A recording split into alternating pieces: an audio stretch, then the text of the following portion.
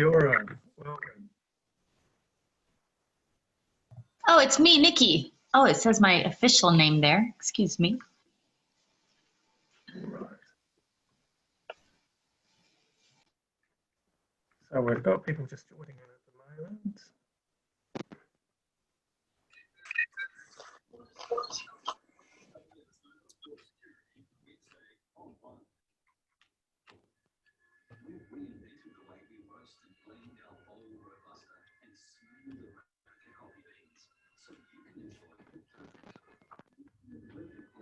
Okay, so we'll make a start at 7:30 and I'll just keep an eye on those who are just coming into the meeting.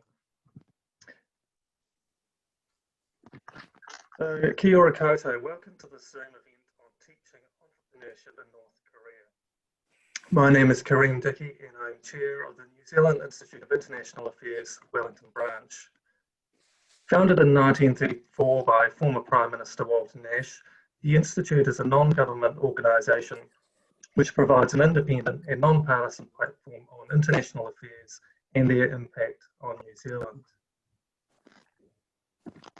Tonight we're delighted to be hosting Mr. Ian Bennett, Associate Head of Programs at the NGO Choson Exchange, which has its headquarters in Singapore. Ian first visited North Korea in 2008 and has been volunteering with Choson Exchange since 2015. He works with a team of international volunteers and local partners in North Korea to compile and deliver multiple in-country entrepreneurial workshops each year, wherein business leaders are taken to Pyongyang to run workshops and seminars for local entrepreneurs there. He is currently based in London.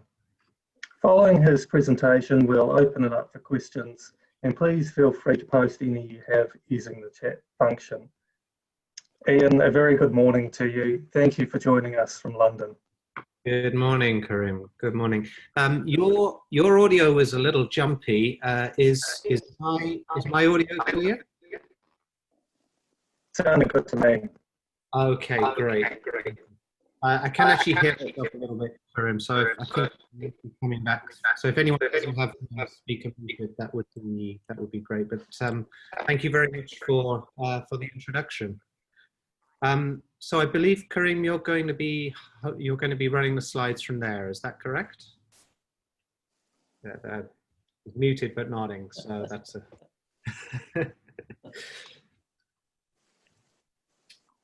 Let's have a look. Okay. Well, hopefully those slides will come up in just a second. But thank you. Yeah, thank you very much. Thanks very much, everyone, for making the time this evening. Good morning from a cold, wet, grey morning in London, much as you would expect.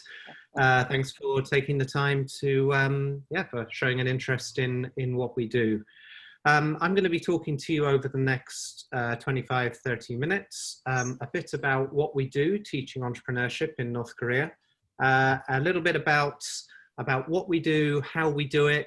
I will try and touch on some of the challenges we have, and very welcome to all questions about any topic afterwards.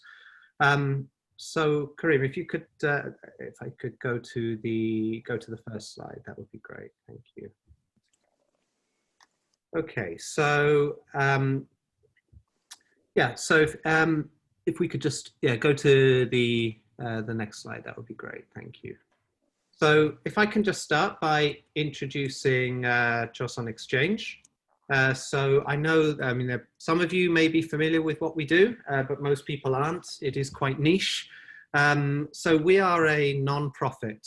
We've been working to build and nurture the startup ecosystem inside North Korea for about 10 years now.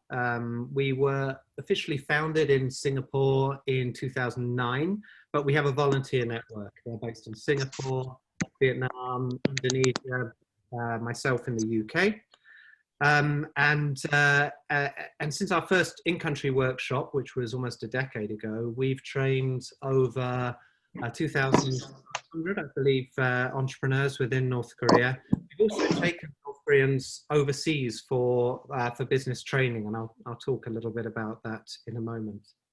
So, as I said, what we do, it's quite unique, does raise a few eyebrows as on practical, ethical, and just why questions. It also, I suppose, when you think about popular images of North Korea, some of which are accurate, some of which are very inaccurate, the idea of having some kind of flourishing startup scene, sort of Silicon Valley kind of thing in a famously top-down planned economy with ostensibly full employment sounds a little implausible. Then you bring international sanctions into the picture, and it really does seem very unlikely. But we do persevere. We have successes. We have a lot of challenges, and I'll talk to you a bit about what I've learned over my time working with Choson Exchange.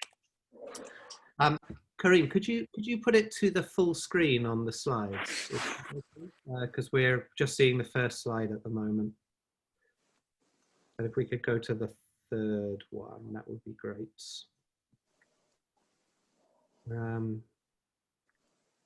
Still just seeing the first slide. So yeah. Sorry about that. Let me just try again. No worries. No worries.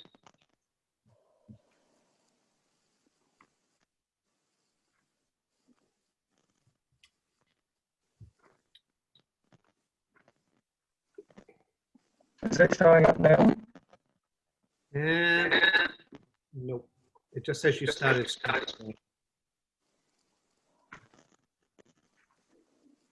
Aha. Okay.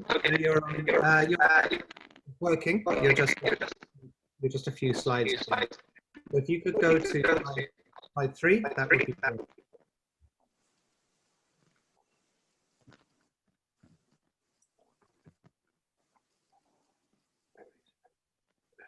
That's perfect. Thank you so much.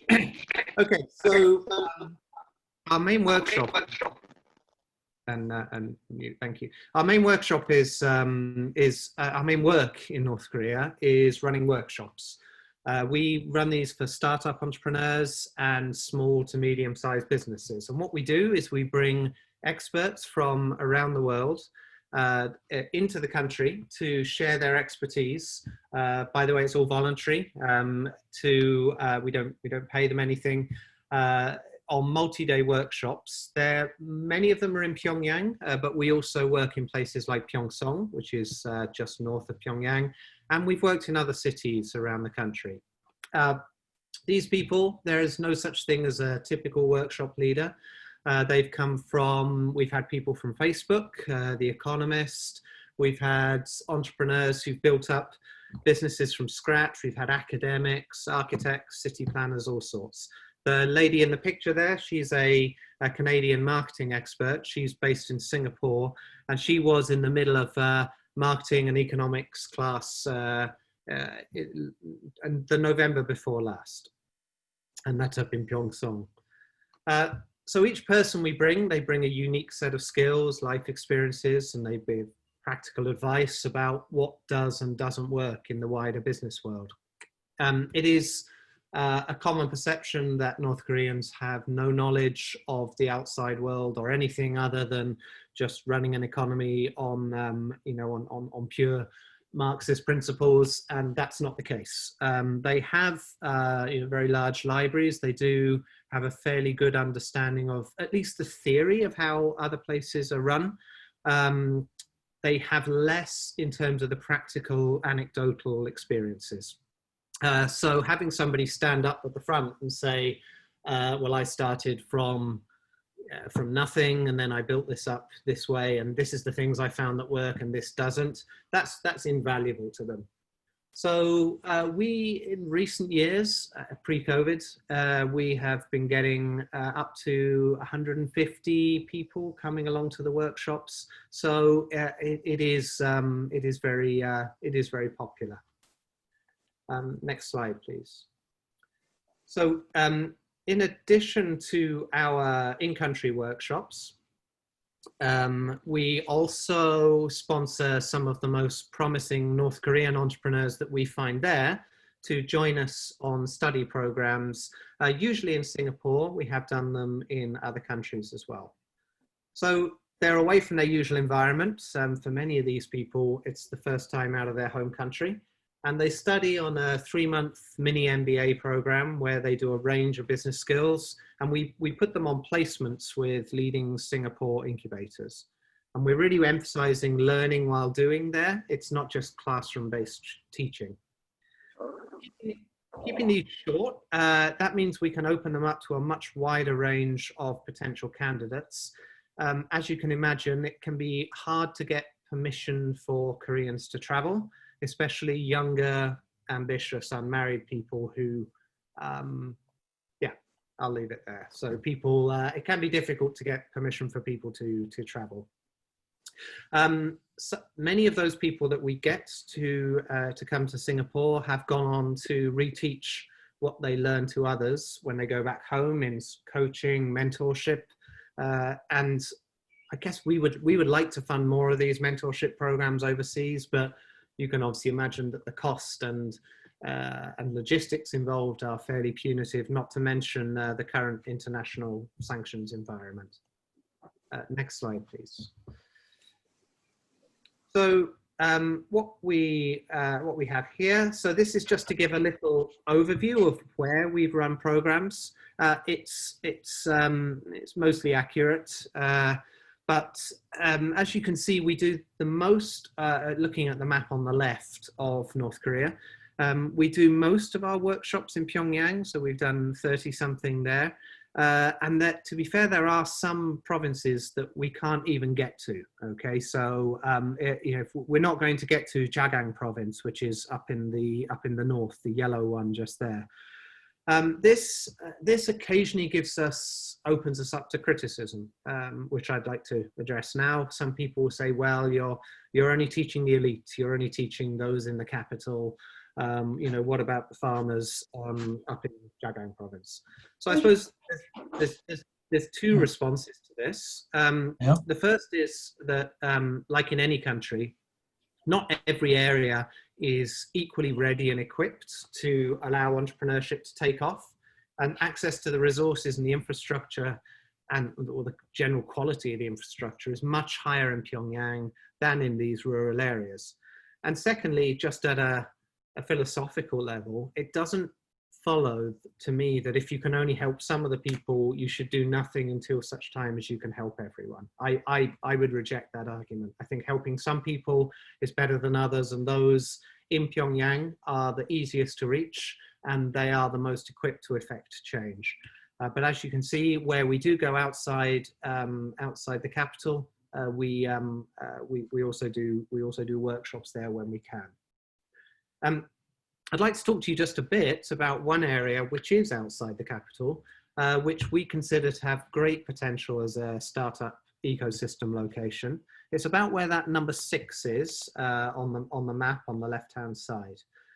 We've done a lot of our workshops there in recent years. So next slide, please.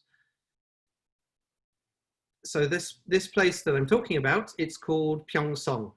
So it's about 30 kilometers north of Pyongyang, and it's about 30 kilometers also from their international airport. It's well located. It's got lots of surprisingly privately run buses that go back and forth to Pyongyang, and it's one of the most vibrant trading towns in the region because it's a natural meeting point for traders, merchants, people who don't necessarily have the paperwork and the permissions to travel closer to the capital. In North Korea, you generally need a residency card or an invitation to go on to Pyongyang. Next slide, please. So the reason I'm talking about this place is just to kind of give you an idea of what a bit more of a promising future for North Korea might be, and some of the recent changes that perhaps challenge the images that we have of that we regularly see of fairly dilapidated villages and so on. You've got these modern pastel colored buildings. It feels families, schools, restaurants. It feels a bit sort of collegiate there in terms of, you know, they have some of the best the best technicians, and sort of there's quite a young feel to it, and frankly quite an optimistic feel, insofar as many places in North Korea feel optimistic. This is what they call a special economic zone. And for, these really, I mean, if there's going to be major positive change at an incremental level, at an economic incremental level, then these are probably the place where it's going to come from.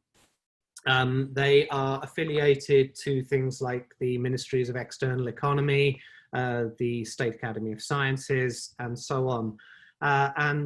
This gives them tremendous access to research facilities and the ability to, frankly, to make things and start up small companies and so on.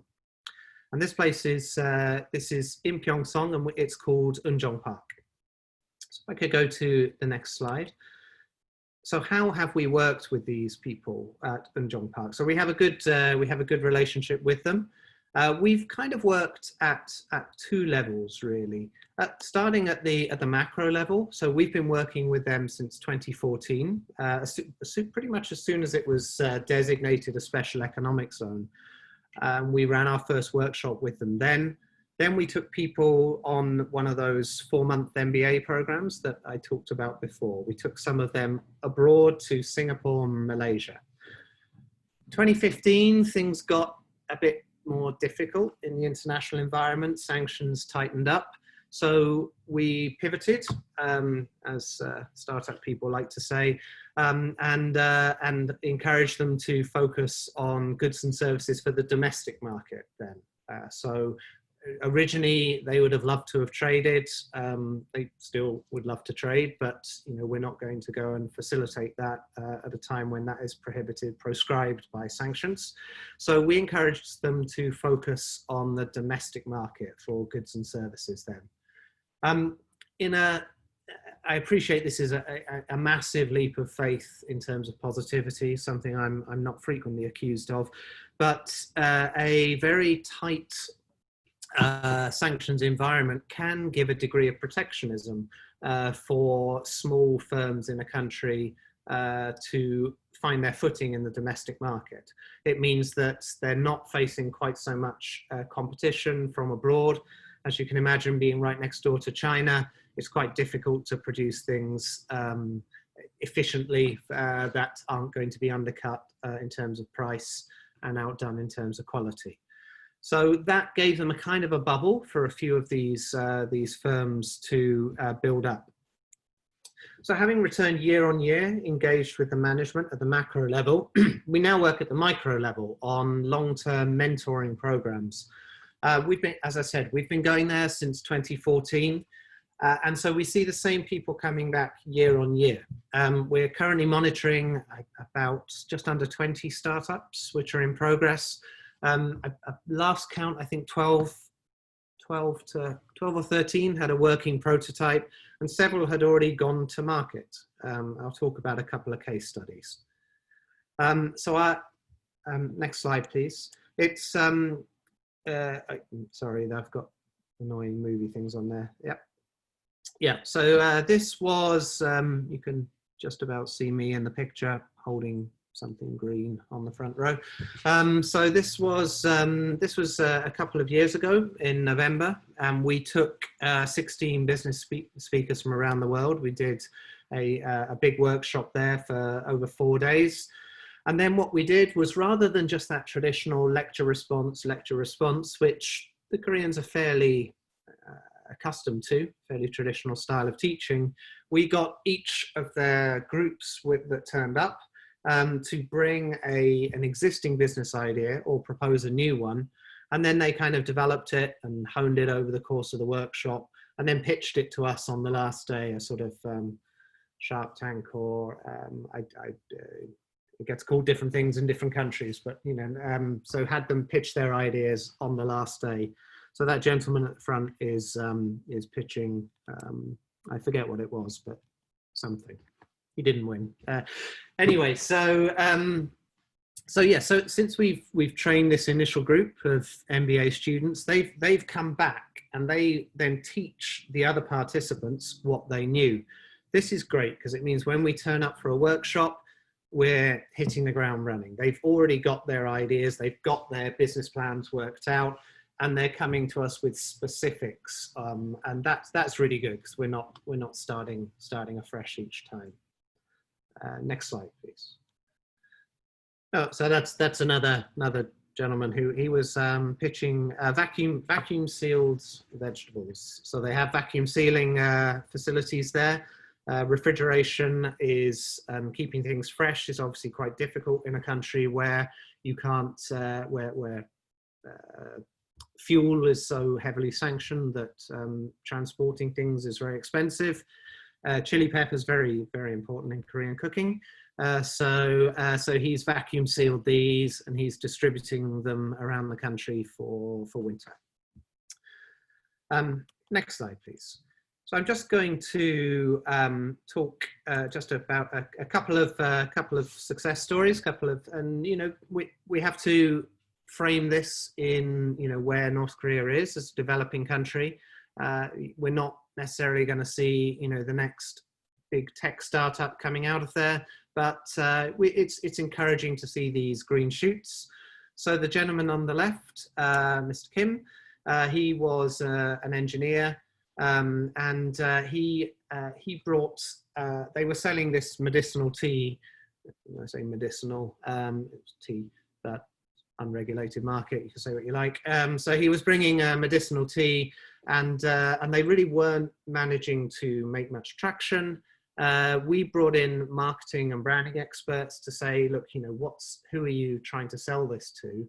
And they didn't really have a clue. They thought, make it and they will buy it, build it and they will build it and they will come.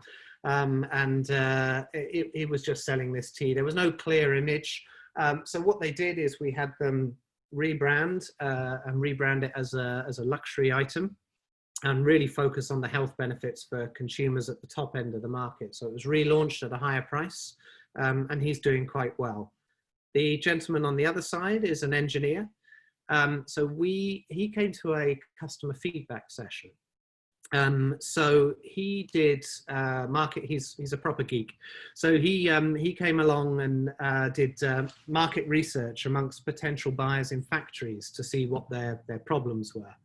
Now, in North Korea, heavy sanctions, lots of old, aging machinery. So it's pretty hard to find spare parts. If you're running a factory and you're running off North Korea's electricity supply, which is pretty shaky, an electricity surge can knock you out for a long time.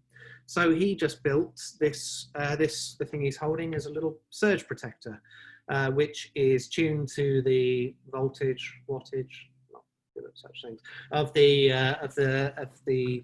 North Korean supply, and he's selling that on the domestic intranet. Now they do have an internet there. It is not linked up to the rest of the world, but there are platforms on there where people can buy and sell things. So he's selling that and doing quite well. Okay, so I'm just gonna, I appreciate not too much time left, so I'm just going to talk about some of the challenges that we have. So I don't want to paint a picture that it's all roses. It is absolutely not. It's extremely difficult. It is very difficult if you want to build an economy.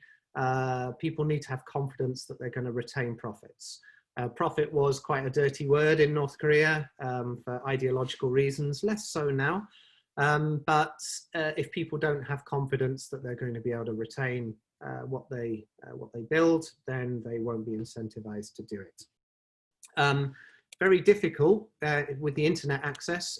If you very difficult to found a company if you cannot take an international phone call. And if it's very difficult for you to get an email, or you're sharing an email address with a lot of other people. Investment capital, very difficult as well. That's partly because of the internal structures of North Korea, but also partly because international investment is obviously not possible at a time like this. So seed capital is an issue. Sanctions kind of goes hand in hand with that. But to be fair, and this is not my opinion about sanctions as a whole, or indeed Choson Exchange's opinion, but one of the ramifications of it is it can be quite difficult for small firms to start up. So there was a UN Security Council resolution a couple of years ago, which, because there's so little else to sanction, they added seafood and mineral products and banned textile exports. Well, these areas of the economy are not really state controlled, and that's mostly private traders and entrepreneurs. So they get hit as well. They get hit particularly hard by that. Okay, and then I think I have just about 2 more slides, and then if there's any more questions, I think, what's the next slide? Yeah, okay, so this, we also take North Koreans abroad to international conferences. So this was last year at the St. Gallen's Symposium. That's an international conference in Switzerland.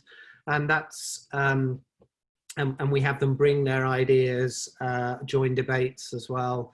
And yeah, this was a great success. As you can imagine, having our North Korean speakers was quite a draw, and lots of frank discussions and exchanges of ideas. Okay, so looking to the future, which I think is my last slide, the present, the strange present, and the future. So at the moment, we are obviously unable to travel to North Korea. The borders closed. They closed before pretty much anyone else. So we're looking at options for remote education, possibly ways of delivering content such that it could be taught across the country. As I said before, they do have an intranet. They have e-learning, which is surprisingly prevalent throughout the country within schools and classrooms. So there may be options there if we can do remote education. We'd love to do an incubator in Pyongyang, sort of Pyongyang WeWork. That is going to take time and red tape, but you know, we're looking forward, and we have a few other projects in the pipeline. But I think I'd sort of just like to wrap it up there from my side, just to hopefully I've given you an introduction, and then if there are any questions, we can cover those off in the questions, or if there's no questions, I'll talk to that slide. But hopefully that's giving you an idea of what we do. So, Karim, I don't know, do you want to, how do we do this? Yep, thank you, Ian. Really interesting to get your insights there. So we'll open up for questions, and feel free to unmute yourself or pop a question into the chat function there. So I see there's one here saying, how willing has the different levels of government been, local versus central versus provincial, etc.? Yeah, that's a great question. So I think I'll answer that in a couple of ways. So the first thing is that it is quite top down. North Korea, people generally will need permission, especially North Koreans abroad as well, will need permission from Pyongyang. So the chains of approval can be quite long and quite difficult. That means that you have a lot of single points of failure within there to get a program run. A lot of people have vetoes, not all of whom have an incentive to get the program off the ground. We have, that said, there is more competition than perhaps we might expect between different departments and different areas of the country. I don't want to say, so people will become quite jealous of their relationship with a foreign organization once it's established. which means that sometimes when we work with one organization, they can, we can get a few slightly disappointed emails saying, oh, I hear you've been talking to someone else, you're running workshops with them now. So it can be difficult. Ultimately, though, all authority does come down from the top. So if Pyongyang or senior members within Pyongyang disapprove, then it won't happen. Shall I answer Suzanne's question? Sure. Yeah, I can see them up here. Sorry. So do all our students speak English? How are they chosen to participate? Great question. Questions. So do they all speak English? No. The level of English amongst younger people in North Korea is getting a lot better. It's well taught within schools. As you might expect, very shy and to speak. A lot of people are. Whilst people may understand, they can be rather hesitant at coming forward. We use translators, and even if our workshop leaders speak Korean, we typically will have them go through a translator, because most people will have learned Korean in South Korea. And it's there are the potential for misunderstandings, I suppose I could diplomatically put it. How are they chosen to participate? So the way the one trope that is often thrown at us is that the people are they're all stooges, they're all selected by the government just to come and sit there. That would make no practical sense at all, because then what would we be doing this workshop for? You could think of it more like, I suppose, a seminar. If there was a seminar happening in Wellington and it said, we've got someone coming to speak, perhaps me, on a topic, and people would register their interest much as you have today. There's a little bit of a two-way street on it, in that our partners in the country will reach out to particular organizations once they know what we're coming to speak on. So if we have a particular expert coming to speak on marketing, they'll reach out to those people. Go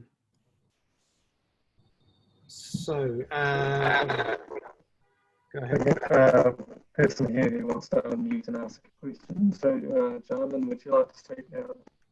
Yeah, thanks so much for this amazing talk, and I just wanted to thank you for that perspective. I'm actually a Korean-speaking New Zealander based in Singapore, so this is a little too relevant for me. I wanted to ask very briefly, the way in, I think, is the most interesting point here for a lot of New Zealanders or even Singaporeans, for example. So, the kind of question I want to ask is, for New Zealanders in general, and even in the context of NZIA, is there a role for New Zealand inside, I would say, North Korea, or even in inter-Korean relations, based on what you've seen? Okay, so it's a great question, and it's one that I don't know that I am probably the best person in this group to answer, because I suppose my knowledge of sort of the geopolitical state in between New Zealand and North Korea is probably, there's probably a lot of people here who know that better than I do. I would say, though, that from my experience of New Zealanders that have gone there, it's very important from the North Korean, trust is very important from the North Koreans' point of view. And this is a country, of course, that has been greatly wronged over the years, and indeed much of the current status of it is from injustices that have happened in recent years, which means that when we bring people from countries that were associated with those injustices, there's a bit of a trust mountain to climb to start with. Of course, America would be the most obvious. People from the US can't travel to North Korea at this stage, and Japan as well. Those things can be difficult. New Zealand is seen from Koreans that I've spoken to in a positive light.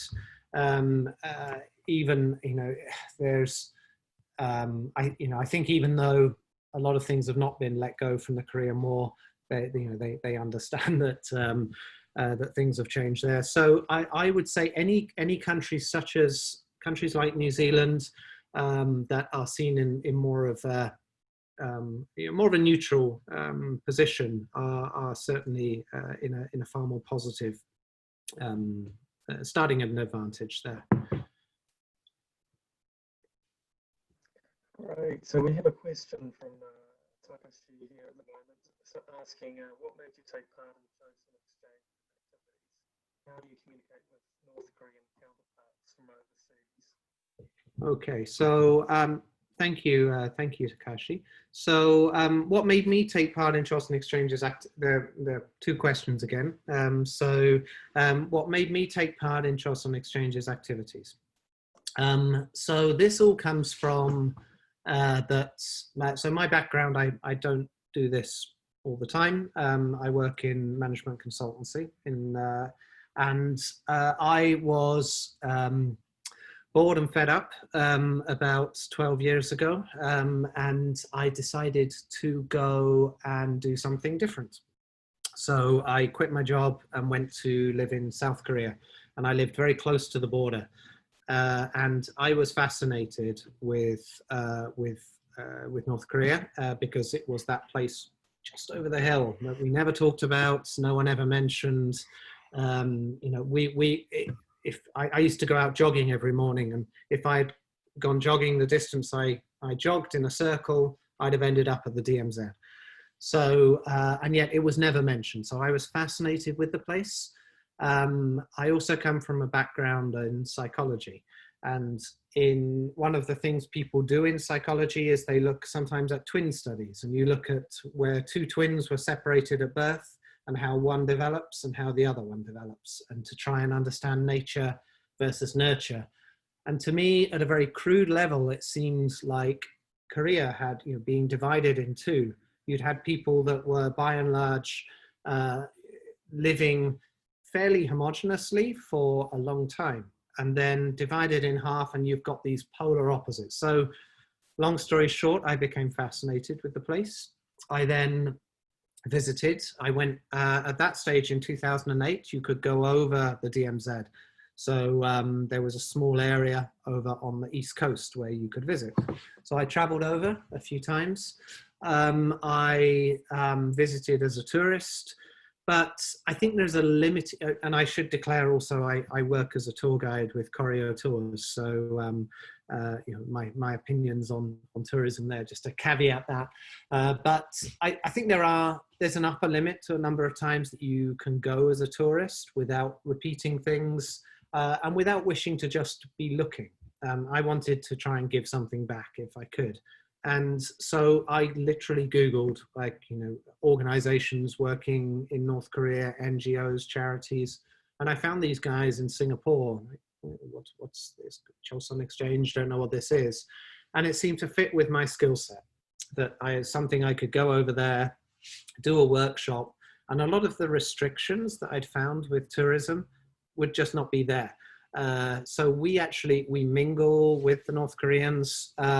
We are not shepherded around, with anyone watching every move. I go out jogging in Pyongyang on my own. It's an amazing feeling, and to actually be able to think at the end of it that we've done something more than just take photos and understand a bit. So that's what made me take part. How do I communicate with North Korean counterparts from overseas? So we two ways really. So some of the work we do is through the embassies, through the North Korean embassies, and we have a close relationship with those embassies, and that is as simple as using WhatsApp, WeChat, email, phone calls. We can also call our counterparts in the country. Calling North Korea is a charming and expensive experience. You call the Pyongyang switchboard, and a very chirpy lady will put you through to the extension you want. at least $1 a minute whilst you wait for somebody to answer the phone. You can call people. You can also email. I did say you can't call North Koreans internationally. You can't call them directly internationally, and there's only certain organizations where you'll be able to call through. But it all goes via the switchboard. I last called them on Friday. They're still there. So that's how we stay in contact with them. Please, Corinne. So yes, we have a question here from Juliet. How easy is it to access finance for the startup? How easy is it? I'm not seeing the question, and I couldn't. How easy is it to finance for the startups? Right. Okay, got it. It's very hard for them. A lot of, and I think I can probably answer Nikki's question as well, rolled into that as well. Where do the funds come from? So it's as I said, I think I touched on that on one of the slides. It is very hard for people to get seed investment. There is most people rely on friends and family. There's not really a banking system in the same sort of way that we would understand it. There are North Korean banks. There's a central bank. They're all sanctioned, so we don't have anything to do with them. But they're not sort of loaning banks and sort of day depositing current account banks in the same way that we would know them. So there's a lot of money in a sock under the bed kind of thing, and is a fairly cash-based economy. A lot of people will work in US dollars and keep fairly large amounts of US dollars on them for use like that. So to get the level of investment, it can be very difficult. There are some options within those special economic zones, but it's not like they can really tap into some funding source. It's very difficult. Cool. And we have a question from Christy here saying, what is the success rate of the startups going through your program so far? Yeah, great. Short answer, I don't know, because I don't know what I don't know. So I don't know how many of the, I don't know how many startups have come out of our programs that have not been, that we've never seen, that they've started after the program and then wound up before we've come back. I don't have a specific figure for you out of started versus success, and we could talk about definition of success as well.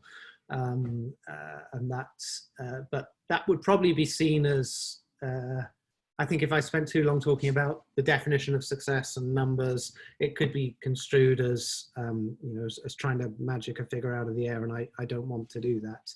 I think what I would say though is that there is, again, a general philosophical question for us, as well as what makes it worthwhile for us to do all of this work. If we got 500 startups started and only 2 of them came to fruition, would that be enough for all the work that we put in? And it is a lot of work, and those aren't the numbers. So we do spend a lot of time thinking about that. And we're a volunteer-based organization, and we're always alert to, is this the best way of doing it?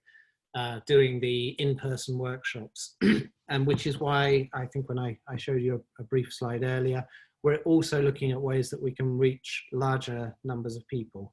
But I think the main difficulty that we have is lack of the opacity of the country, and it's very difficult to get information out as to, we're not going to get to audit the books of these companies, and we only really get a lot of anecdotal evidence of how things are working. So that, that is a challenge, but I certainly wouldn't continue if we didn't have a good number. To give you some numbers, I think I mentioned a couple earlier. We had about 17 that were currently operational last time we got good figures, which was last year. You know, a number that I think it was about 12 or 13 that had a working prototype, and a handful of those had gone to market. Thank you. I might just ask a quick question myself. And yeah, under the previous leader, Kim Jong-il, he did experiment quite a bit with markets, private markets, and then that was kind of pulled back. I wonder, under Kim Jong-un, do you see any significant policy shifts into opening the economy up, or do you see it staying quite centrally planned into the future? It's a good question. I would say that the contrast between the time of Kim Jong-il and Kim Jong-un has been very stark in economic terms. The policies that were pursued during the time of Kim Jong-il were a lot more centrally planned. There were periodic crackdowns on the official and unofficial markets, the Changmadang approach of trying to control things centrally. There was also the currency reform, which I think it was 2009 and 2010, where they basically devalued the currency and said that people couldn't take their money out, and this was another attempt to sort of crack down on what was seen as not central ways of doing things. Under Kim Jong-un, we've seen a lot more positive signs on the economic front, a lot more acceptance of companies being able to be set up, as I said before, of profit not being seen as such a dirty word anymore. And people understanding that they can be incentivized to build these sorts of things. We've also, you know, on the international stage, you've seen the desire of Kim Jong-un's desire to showcase North Korea on the international stage with you know, projects that cynics would call vanity projects, but they're not all that. Things like the development over in Wonsan, over on the East Coast, the tourist area, massive construction within Pyongyang, an expansion of these special economic zones. So we see a lot of positive signs there, and a very pragmatic approach, a very much more pragmatic approach to building the economy. Right. We've got a final question here. Does Choson Exchange work with English teaching there? No, we don't. So there used to be, there were a couple of organizations that were doing English teaching there. The British Council were teaching there for a while. Most of the international NGOs are currently not working in the country, and that extends to the charitable ones as well.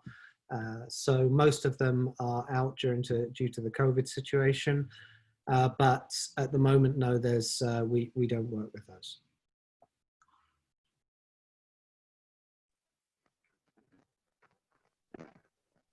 Okay. Ian, thank you for a fascinating presentation. I think the audience would agree that the work you and your colleagues at Choson Exchange are doing in North Korea is hugely important in making a positive difference. As you mentioned, it's more than just taking photos. We very much appreciate you taking the time to share your insights with us, and we wish you success in your efforts ahead.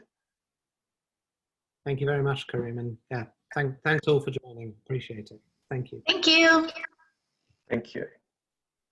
Have a nice evening, and Ian, a good morning to you.